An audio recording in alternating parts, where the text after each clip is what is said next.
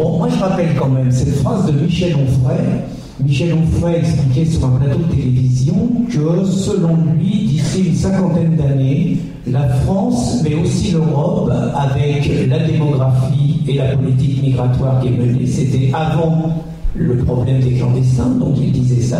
Il pensait que d'ici 50 ans, la France et l'Europe seraient sous domination musulmane, et ça lui paraissait une finalité absolument incontournable. Ce qui est déjà invraisemblable, c'est que cette phrase de Michel Onfray, qui est quand même une référence, n'a fait l'objet d'aucun débat, dans aucun média, dans aucun parti politique. En gros, Michel Onfray a bu trop de cidre quand il a dit ça, vu qu'il est normand, ou ce qu'il dit c'est vrai. Et si c'est vrai, est-ce que c'est bien? Est-ce que ça pose un problème? Après tout, peut-être que c'est bien qu'on arrive à la fin d'une civilisation et qu'on arrive à une autre, on peut en discuter. Aucun débat.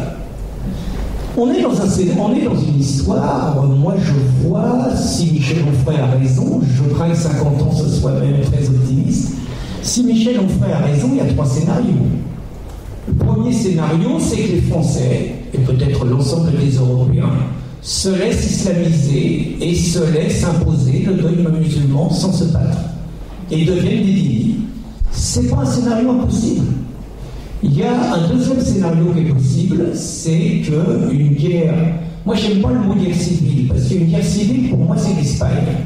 C'est-à-dire, en 1936, vous avez ce qu'on appelle les fascistes, Franco, et vous avez les communistes, qu'on appelle les républicains, qui se livrent pendant 3 heures à un combat sans concession, 1 million de morts. C'est 2 parties d'un même peuple qui se battent. Une guerre civile, c'est pas avec les musulmans.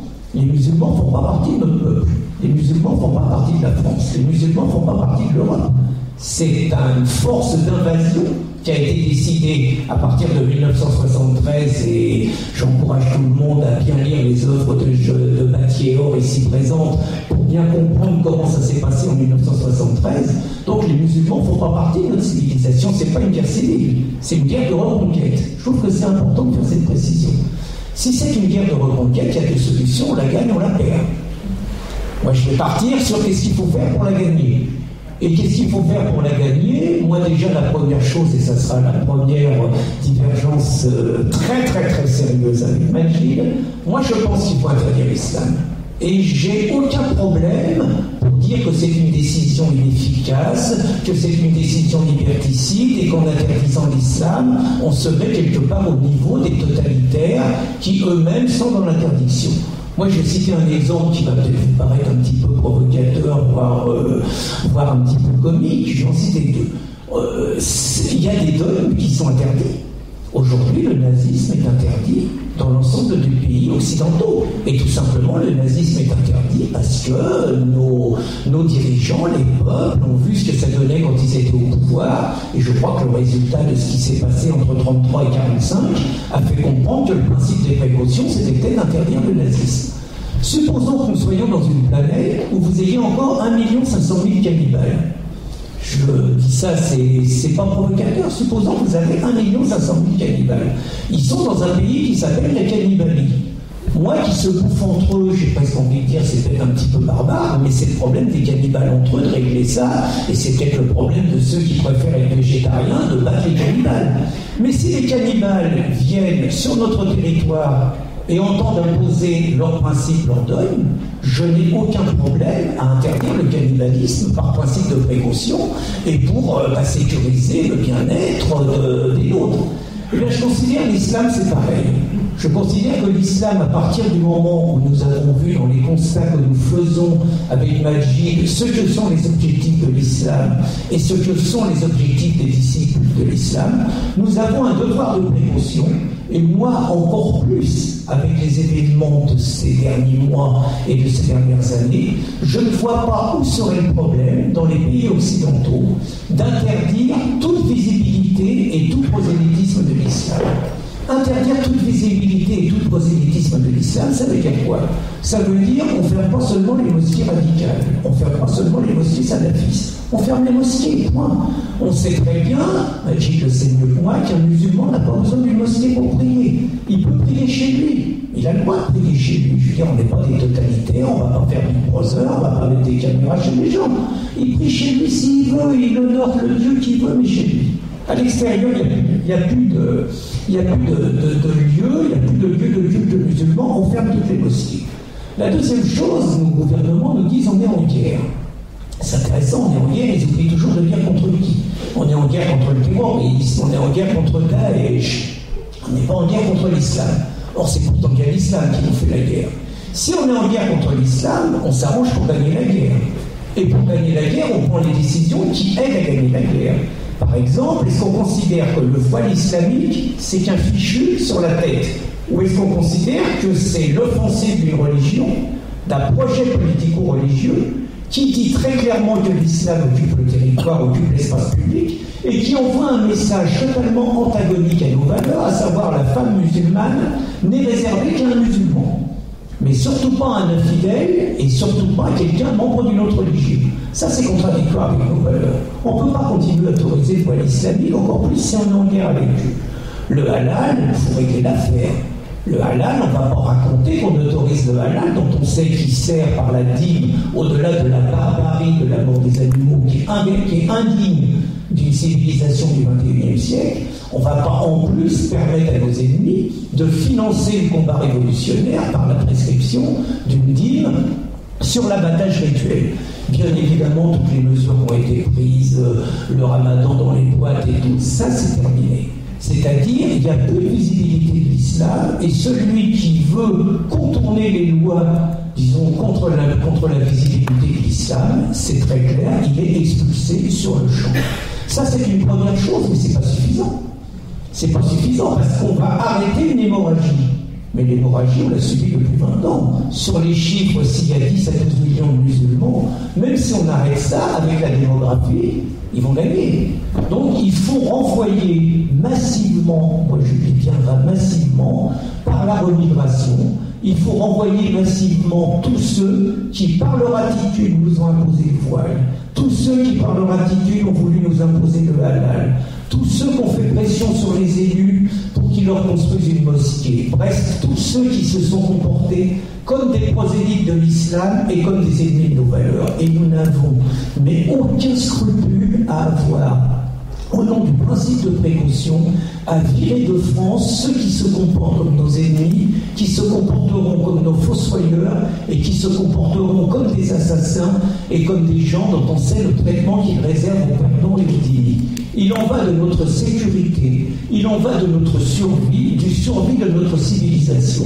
Et ceux à qui ça poserait un problème moral. Je vais citer 2 anecdotes historiques. En 1962, en Algérie, vous aviez 8 500 000 habitants. Malgré les accords d'Évian ont été violés immédiatement et au nom de l'avalisme du cercueil, vous avez 1 million de Français qui étaient présents depuis 3 ou 4 générations sur cette terre, qui ont été chassés du jour au lendemain. Il y en a 1 million qui sont partis. Je ne dis pas ça du tout par une volonté revancharde. Je dis qu'il y a des phénomènes historiques qui montrent que dans des périodes exceptionnelles, ce qui paraît impossible peut arriver. Et le deuxième exemple, c'est les années 45, avec ce qu'on a appelé la migration des Sudètes. C'est-à-dire que on va dire que la guerre de 45 avait laissé tellement de traces dans des pays comme la Pologne, dans des pays comme la Tchécoslovaquie ou la Roumanie, que vous aviez des personnes d'origine allemande qui étaient là également depuis 3 ou 4 siècles, qui ont été chassés manu militari d'une manière très brutale, et vous avez 12 millions de personnes qui, entre 1945 et 1947, se sont retrouvées chassées de leur terre et se sont retrouvées en Allemagne. Encore une fois, je ne dis pas que c'est bien, je dis ce sont l'histoire, et l'histoire est cruelle. Tout ça pour dire que s'il y a des décisions à prendre, et s'il y a des décisions à prendre pour sauver notre civilisation, pour empêcher nos enfants et nos petits-enfants de devenir des dhimmis, de vivre dans les conditions des pays musulmans que décrivait Majid, moi ce genre de formule, l'interdiction de l'islam sur le territoire français, et d'autre part, qu'ils soient français ou pas, parce que là c'est pareil, on nous fait le coup de ils sont français, et alors, l'asile ça existe, l'ostracisme ça existe, ça a toujours existé. S'ils sont français et qu'ils se comportent comme des ennemis de la France et qu'ils n'ont jamais été français de cœur mais français de papier, ils n'ont rien à faire en France, et s'il faut sauver la France, notre civilisation, nos valeurs, notre liberté, le rapport que nous avons aux femmes, la liberté de confiance, la laïcité. S'il faut prendre toutes ces mesures, il faudra les prendre, parce que ne pas les prendre, c'est accepter la défaite.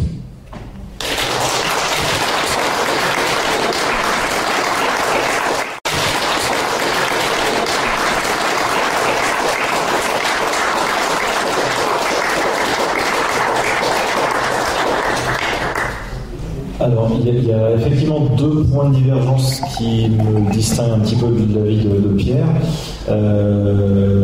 En fait, il faut comprendre une chose. La France tient sur un socle de valeurs et d'idéaux intellectuels et d'idéaux moraux. Je peux pas m'autoriser la facilité langagière de dire les musulmans sont mes ennemis ou nos ennemis. D'abord, je ne parle qu'en mon nom.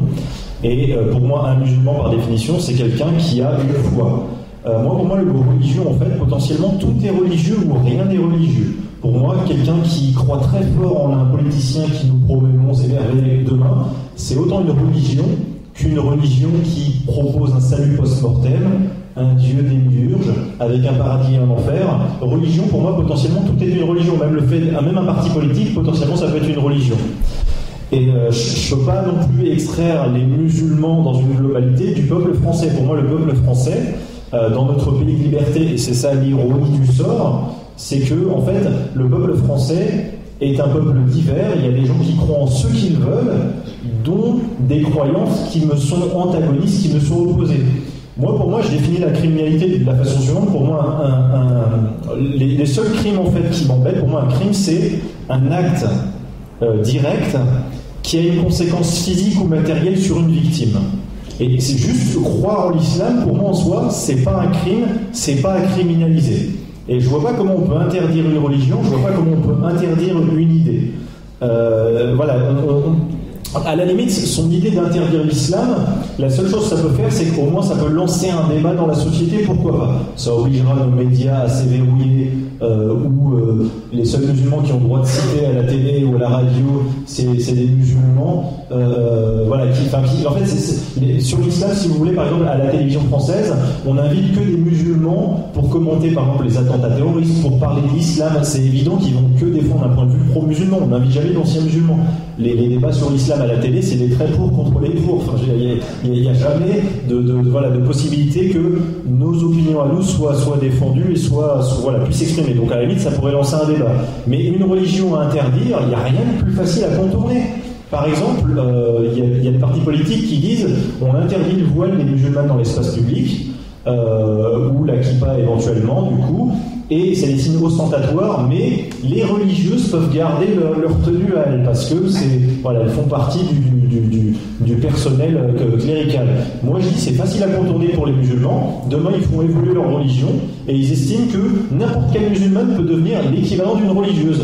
Un État laïque, pour lui, tout est une religion, rien n'est une religion. Du coup, demain, s'ils le veulent, tous les musulmans, ils disent dorénavant, on a relu des parchemins, finalement, toutes les femmes musulmanes, potentiellement, c'est l'équivalent de vos religieuses, elles ont juste à passer 1 minute toutes les semaines dans les mosquées. Elles mettent les pieds, elles sortent, ça y est, on considère que c'est des religieuses, elles ont fait leur devoir, de toute façon, on ne sait pas ce qui s'y passe. Il n'y a rien de plus simple que de contourner l'interdiction d'une idée. Et dans un état de droit en plus, si vous voulez, comme le nôtre. En fait, on a des millions d'habitants musulmans. Moi, j'essaie de penser de façon intelligente et efficace.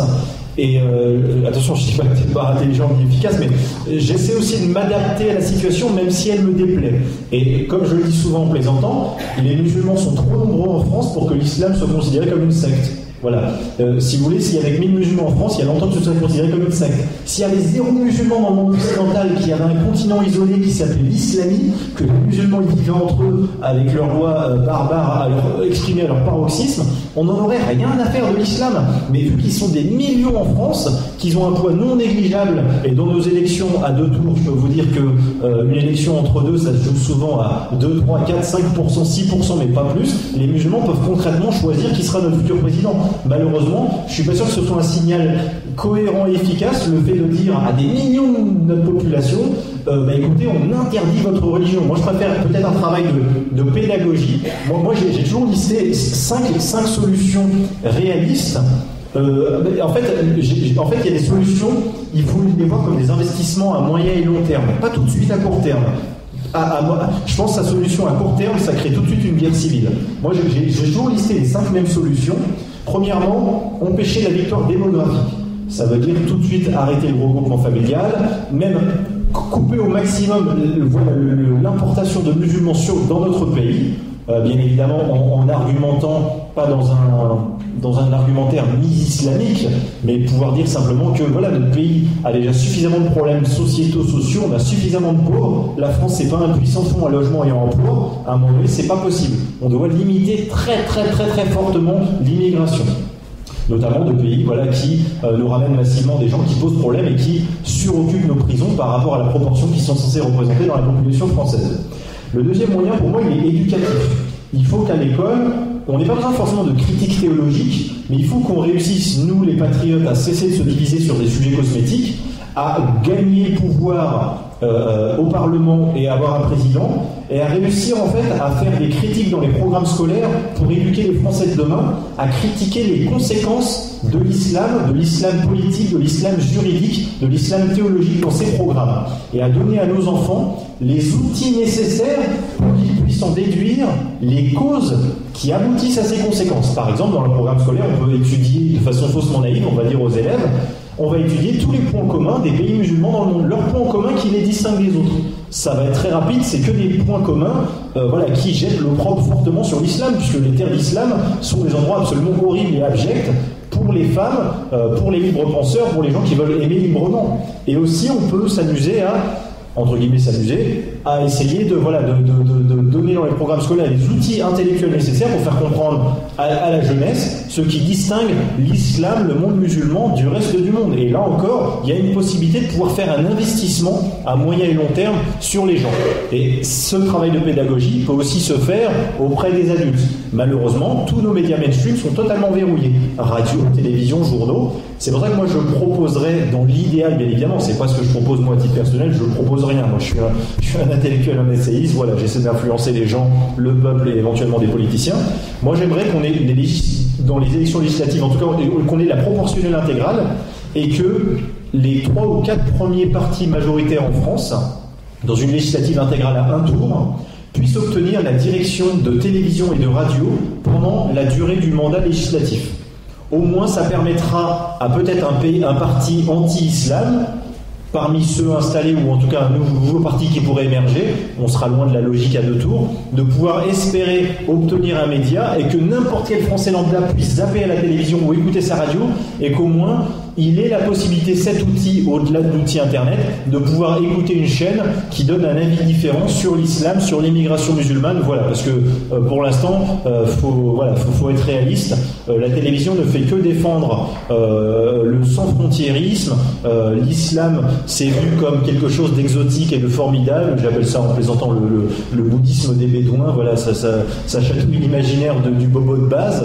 Mais l'islam, c'est un ordre politique et juridique. Ça se résume pas à des pâtisseries au miel, du charme de serpent et à des babouches. Malheureusement, c'est pire que ça, et il n'y a pas besoin forcément de connaître les lois islamiques, il n'y a qu'à faire des constats cliniques et historiques. L'islam a toujours été un ordre politico-dogmatique dominant, qui nous est nuisible. Et enfin, les 2 dernières solutions que je peux éventuellement proposer, c'est toujours dans une idée d'investissement auprès de la jeunesse et auprès des populations, par exemple, un service civique auprès d'adolescents entre 15 et 18 ans qui peut durer plusieurs mois, où véritablement on peut faire comprendre aux gens la réalité du terrain et les sensibiliser au fait, à toutes les populations, même des musulmans, même des jeunes musulmans, au fait que la France c'est un pays de liberté et qu'on a le droit de dire ce qu'on veut, on a le droit de détester l'islam, on a le droit de le dire publiquement. Actuellement, les politiciens n'insistent pas suffisamment là-dessus. On a des lois, on devrait les appliquer, on devrait avoir le droit de critiquer l'islam. Je vais même dire quelque chose de choquant, mais je m'en fiche. Je devrais avoir le droit, moi, sur YouTube, de mettre une vidéo où je brûle le Coran. Ça devrait être une liberté qui ne devrait pas être criminalisée. Je brûlerais ce livre comme si, par exemple, je pouvais brûler Oui Oui à la plage ou n'importe quel autre livre. On s'en fiche complètement, mais l'idée, c'est que on peut que entretenir la susceptibilité des musulmans à s'habituer à eux, à s'habituer à leurs exigences, à leur susceptibilité fortement supérieure à la moyenne, à échelle macroscopique en tout cas. Moi je pense qu'il y a peut-être une solution qui me plaît pas forcément, mais je suis réaliste. Je crois qu'un jour, on va avoir du vivre à côté ensemble et que la France va y avoir une partition de la France, en fait. Je pense qu'il va y avoir des zones séparées de différentes personnes. Il y aura peut-être des zones contrôlées par les musulmans, par la charia, et des zones libres de la charia. C'est peut-être un moyen à court terme qui va s'installer, qui va se mettre en place pour pouvoir coexister du mieux possible. Peut-être ça ressemblera au Proche-Orient, c'est ce que je ne souhaite pas, mais en tout cas j'essaie d'être réaliste. Voilà, pour terminer, simplement pour conclure, la dynamique dans laquelle on est actuellement, on avait 5 mosquées en 1965, aujourd'hui on en a plusieurs milliers. Si ça c'est pas de l'islamisation de la France, mais enfin voilà, faut pas être hypocrite. Les musulmans ont une part de plus en plus importante dans notre pays, un jour ils seront majoritaires malheureusement. Je préfère faire un travail de pédagogie et d'investissement à moyen et long terme, et éventuellement d'expulser, de dégager toute personne de la France qui enfreint les lois, même si ça expulsera peut-être plus de musulmans que d'autres, si jamais on veut se focaliser sur des types de crimes précis où apparemment ils sont surreprésentés, mais malheureusement il faut faire un travail intellectuel et de pédagogie auprès des populations musulmanes et non musulmanes, plutôt que l'investissement à court terme qui consiste à dire dorénavant l'islam c'est caca, c'est criminel, on va obtenir une guerre civile. Moi franchement, dans l'absolu, vraiment dans un monde idéal, fermer toutes les mosquées, de façon inverse, je dirais, si on ouvre une mosquée, c'est pas pour y enseigner oui à la place, c'est pour y déifier auprès des jeunes un livre qui criminalise la liberté de penser, qui est anti-républicain. Pour moi, déjà, on ne devrait pas en construire de nouvelles dans la mesure où c'est clairement à lui où on enseigne le contraire de nos lois, le contraire de nos valeurs.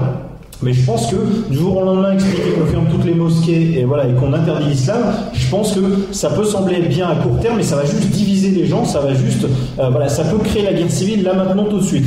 Il vaut mieux essayer de créer un débat dans le débat public, dans l'agora, dans l'agora publique, et essayer au moins de défendre notre point de vue. Je crois en le bon sens populaire, je crois en le fait que la majorité encore divisée sur des sujets secondaires peut réussir à essayer de vaincre cet ennemi et aussi convaincre des musulmans peut-être d'abandonner l'islam ou tout du moins de regarder la réalité en face de ce qu'est l'islam.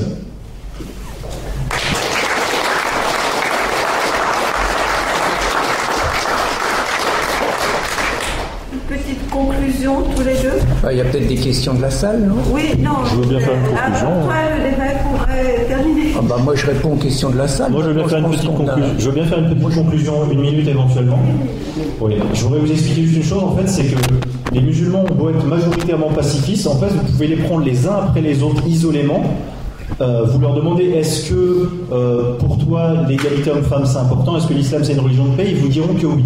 Mais ils ont beau être majoritairement pacifistes, en tout cas ils le prétendent, ils ont beau être majoritairement n'être ni islamistes ni djihadistes, c'est une constante. Les musulmans majoritairement ni islamistes ni djihadistes se choisissent systématiquement parmi eux des islamistes pour les gouverner et tolèrent systématiquement parmi eux les islamistes qui vivent parmi eux, qui les culpabilisent. Voilà, j'aurais juste insisté sur ce point parce que la majorité des musulmans ne représente pas un danger direct isolément, mais c'est une constante. La majorité quiétiste des musulmans se choisit systématiquement parmi eux des islamistes pour les gouverner parce que ça vient de leur culture. Ils ont une culture de domestication personnelle qui en fait qu'ils n'ont pas tellement de velléité politique, et en fait ça n'intéresse parmi eux que les islamistes, et je pense même qu'une bonne partie des islamistes parmi eux ne sont pas du tout musulmans, font semblant d'être musulmans pour pouvoir acquérir du pouvoir, en avoir sur leurs ouailles, et c'est très confortable d'être un politicien musulman, puisqu'on prétend défendre l'islam, on prétend défendre l'islamisme, et dès l'instant où il y a une opposition qui vient contre soi, une opposition laïque, une opposition droit de l'homiste,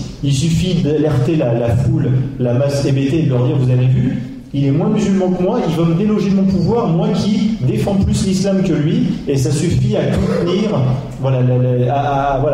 à intimider une éventuelle alternative droit de l'homiste ou laïque qui vise à défendre plus de liberté envers les femmes, envers les individus. Voilà, je voulais simplement expliquer que même si les musulmans, isolément et à échelle macroscopique, peuvent sembler pacifiques et le sont dans leur comportement, ne transgressent pas nos lois. Malgré tout, moi j'estime que ça représente un danger demain quand ils seront majoritaires, parce que quand ils auront le choix entre un candidat président au second tour islamiste et un mécréant, ils choisiront l'islamiste parce qu'ils choisiront celui qui déifie le Coran et qui respecte le Coran, et du coup ils se sentent cette allégeance commune et ce point commun, plutôt que le mécréant qui mange du porc et qui lui ignore le Coran. Voilà.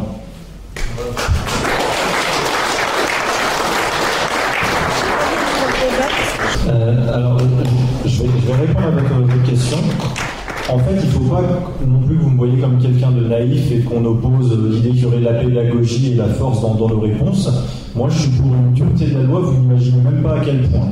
Moi, j'ai une passion, c'est les lois, le juridisme. Mon second livre, qui n'a rien à voir avec l'islam, c'est sur la criminalité, en fait. Je veux essayer d'expliquer aux gens d'où vient, d'essayer un peu d'expliquer la généalogie du bien et du mal. Et en fait, moi, j'adore voir une architecture de causes derrière des causes, une architecture de conséquences derrière des conséquences. Et parfois, je peux promouvoir des idées, j'ai des petites idées, mais je ne donne pas toutes mes idées parce que le but c'est que l'ennemi, entre guillemets, ne s'y adapte pas, l'ennemi islamiste. Parfois, j'ai des idées à court terme qui peuvent sembler être un cadeau pour l'ennemi, et parfois, en fait, quand on s'en rend bien compte, à long terme, c'est contre lui. Je vous donne un petit exemple tout bête. Par exemple, le burkini. Moi, j'étais contre l'interdiction du port du burkini sur les plages, parce que je considérais que c'était une liberté individuelle. Je ne vais pas revenir dessus, il suffit de regarder ma vidéo sur YouTube qui en parle. Mais surtout, je pense que, en fait, on empêchait les Français de voir un symptôme de l'islamisation de la France. Il suffisait juste de les laisser déambuler sur les plages, on obtenait directement des gens qui allaient voter dans notre sens et une sensibilisation du peuple français. En fait, les maires qui sont pro-système, ils voulaient empêcher que les Français voient la réalité du burkini, alors que dans l'absolu, c'est juste une combinaison de surf avec cagoule. En France, sur Internet, on utilise les outils américains. C'est très bien parce que moi, j'adore les constitutions américaines. Notamment le fait que la liberté d'expression soit défendue plus qu'ailleurs. On a Google, on a Twitter, on a sur Facebook. Alors que les Français sont un peu suffisamment ingénieux, on aurait pu avoir, comme les Chinois, un équivalent de Google, de Facebook, de Twitter. Qu'est-ce qui se serait passé s'il y avait peu cette américanisation d'Internet, cette soumission de la France à cette américanisation d'Internet? Si on avait créé nos propres outils, un Google français, un Twitter français, un Facebook français, un Amazon français, nos opinions, elles seraient persona non grata sur Internet, au nom du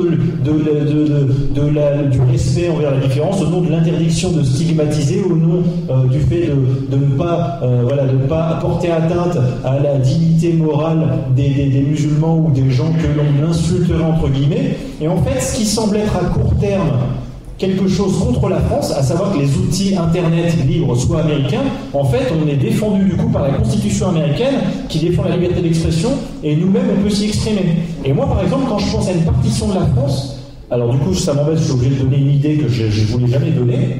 Moi, je suis par exemple pour l'idée de dire, on va faire un cadeau aux musulmans et aux islamistes. Dès l'instant où ils sont trop nombreux en France, on vous laisse des charia zones. C'est peut-être un sacrifice à court terme, mais du coup les Français verraient la différence entre les zones régies par la charia où les femmes ne peuvent même pas s'y balader la nuit, où les résultats scolaires sont catastrophiques, où il y a des crimes plus qu'ailleurs, contrairement aux zones libres, où là on peut interdire l'islam pour le coup, là on peut interdire son droit, là on va leur dire plus tard aux islamistes, on va pas leur dire tout de suite, on va faire des charia zones et une zone non charia sans leur dire, on attend qu'ils soient tranquilles et qu'ils l'aient accepté, et après on leur dit, et bien finalement maintenant on va interdire la charia dans notre zone libre, on vous l'avait pas dit au début, vous étiez content d'avoir vos zones charia, et là on voit la différence entre le monde de vie chez vous et le monde de vie chez nous, et derrière ça peut justifier plus tard, pour terminer, une offensive de notre part pour reconquérir ces territoires en disant, vous avez vu comment vous persécutez les gens chez vous, alors maintenant on va reconquérir ces territoires et on va réinstaller la France éternelle qui n'aurait jamais dû cesser d'être la France.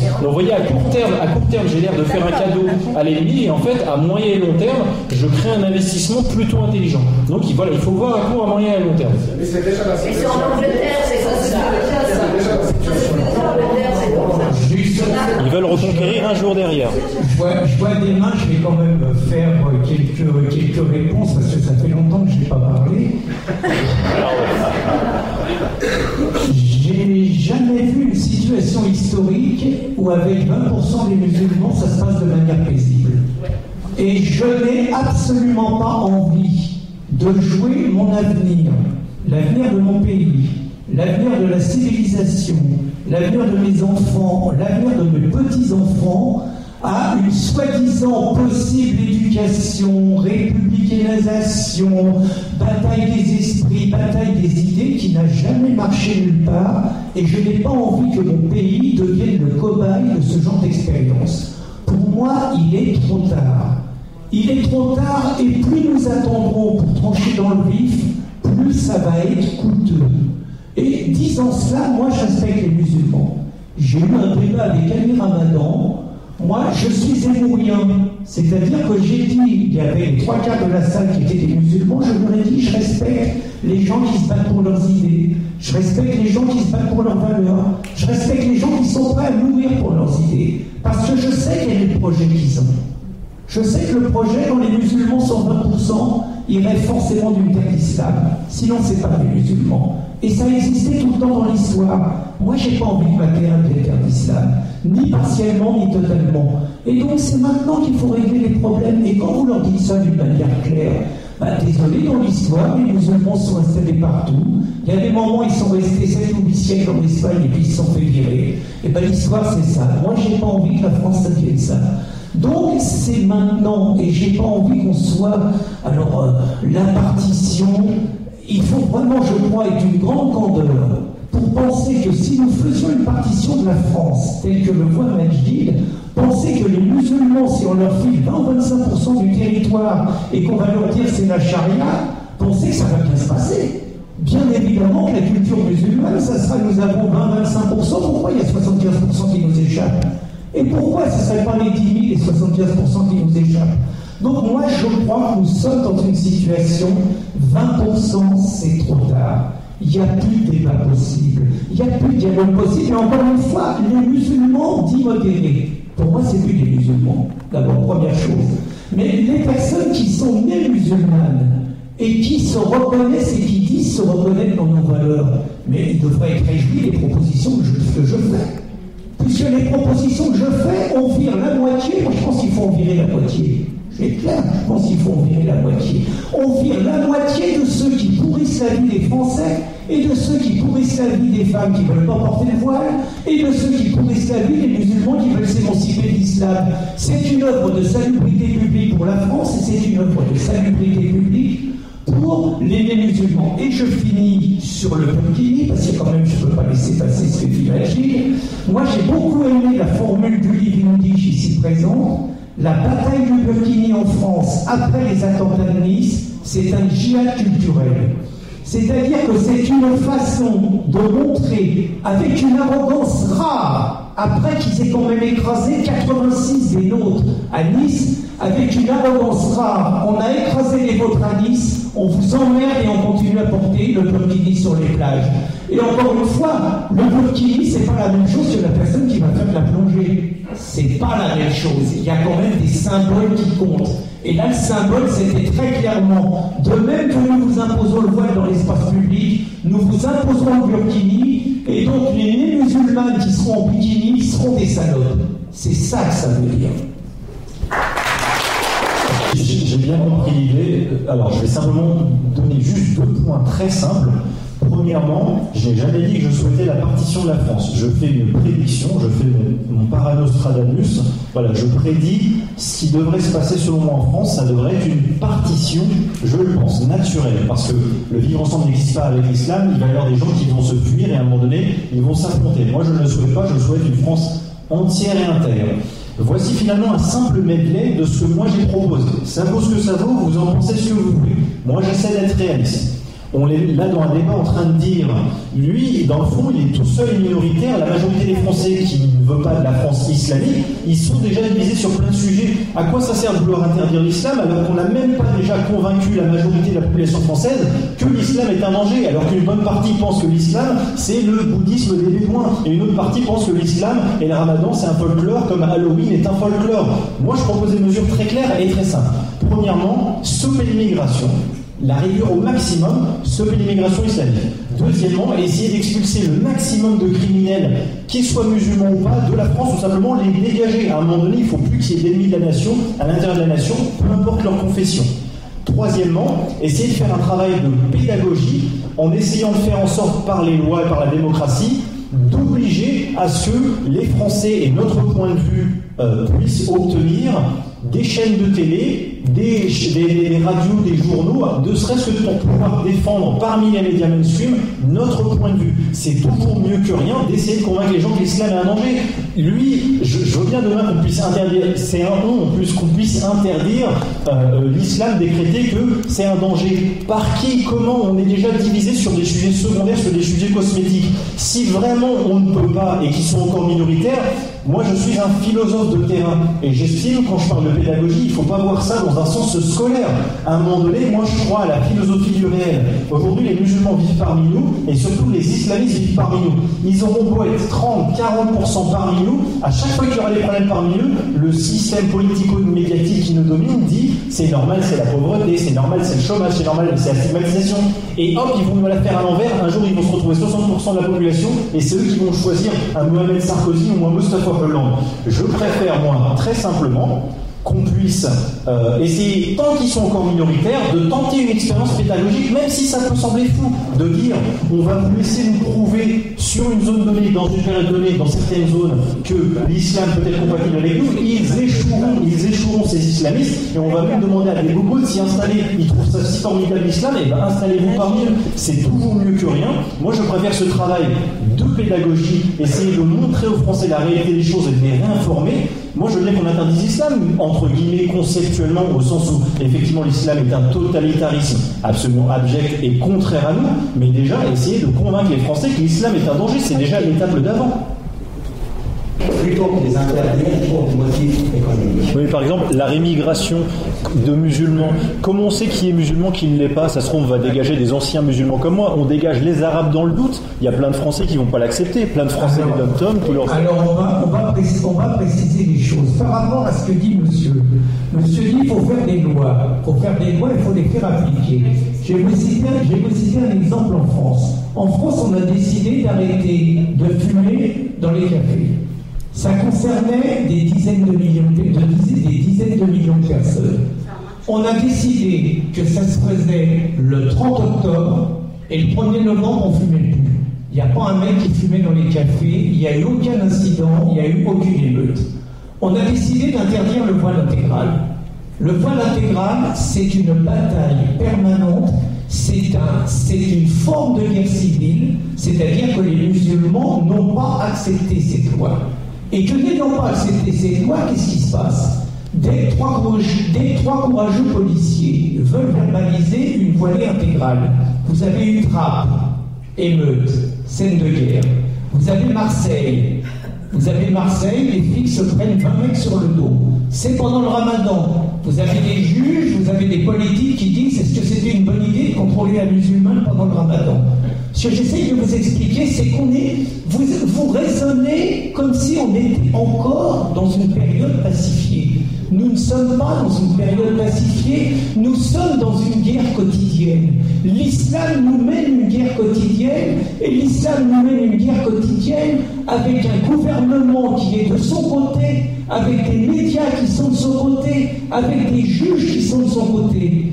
Et aujourd'hui, je veux dire, on n'en est plus à ce que vous dites. Je suis désolé de le dire, on n'en est plus à ce que vous dites, on en est. Le seul langage qui sera compris sera un langage de fermeté. Moi, je ne crois pas, parce que là, je pense qu'il faut préciser par rapport à Majid. Moi, j'ai bien dit, si on en vire la moitié, c'est pas n'importe lequel, 1 sur 2. C'est ceux dont on sait qu'ils ont, dans leur action quotidienne, mené régulièrement du prosélytisme et un combat en faveur de l'islamisation de la France.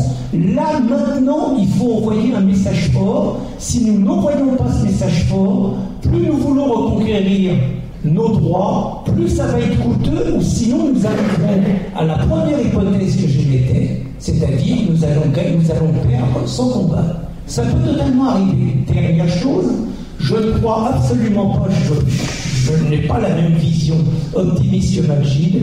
Je suis désolé, quand il y a les attentats du Bataclan, quand il y a les attentats de Charlie Hebdo, quand il y a les attentats de Nice, il n'est pas vrai que la majorité des musulmans est consternée.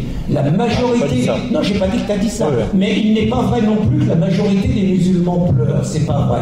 La majorité des musulmans, je dis pas tous, la majorité des musulmans est réjouie. Et vous avez à Saint-Denis des scènes de liesse. Faut pas non plus raconter une histoire plus belle qu'elle n'est. Et dernière chose sur Valls, moi ce que j'entends c'est du Valls. C'est-à-dire Valls qui nous raconte, et c'est à nous de réussir la démonstration que l'islam est compatible avec la République et avec la France. Ah bon? C'est un pays laïque qui doit montrer que l'islam est compatible. Moi je veux pas ça. En fait, moi, ce qui m'embête, c'est les discours de dire les musulmans, comme si c'était une généralité. Ils pensent ceci, ils agissent comme cela. Moi, si demain, il y a 100, sur 100 musulmans, il y a 99 ennemis de la nation et un seul musulman qui est pacifiste, moi, ce qui m'embête avec la logique de la guerre, cette logique guerrière, là maintenant tout de suite en interdisant l'islam, c'est que si on leur rentre dans la gueule et qu'il y a juste une victime collatérale, moi ça m'embête. Juste une victime parmi 99 musulmans, parce que ça aurait peut-être été un Majid Boukacha qui vivait parmi les musulmans. Vous dites ça, mais si demain il y a un conflit entre des musulmans et des non-musulmans, et qu'un non-musulman assassine un musulman, et qu'un musulman veut se venger de façon tribaliste, il se dit je vais prendre la première non-musulmane venue, et que ce sera vous, ou par exemple c'est votre fille, et bien vous dites ça fait rien, moi, c'est ça. Les victimes collatérales, pour moi, c'est pas du gibier de potence qu'il faut sacrifier à échelle macroscopique. Et moi, c'est ça que je n'aime pas dans la guerre civile. Je préfère criminaliser au cas par cas. C'est pas la guerre civile, c'est la guerre. Merci. Nous allons clore cette soirée, pas la soirée, non, ce débat. Cette fois, on est vraiment entré en plein dedans et on a vu qu'il y avait vraiment des sérieuses divergences. Je vous remercie beaucoup aussi d'avoir été aussi participatif et nous pouvons poursuivre. Vous pouvez poursuivre autour d'un verre. Autour d'un verre. Toutes vos questions. Merci. Bonne fin de soirée. Merci.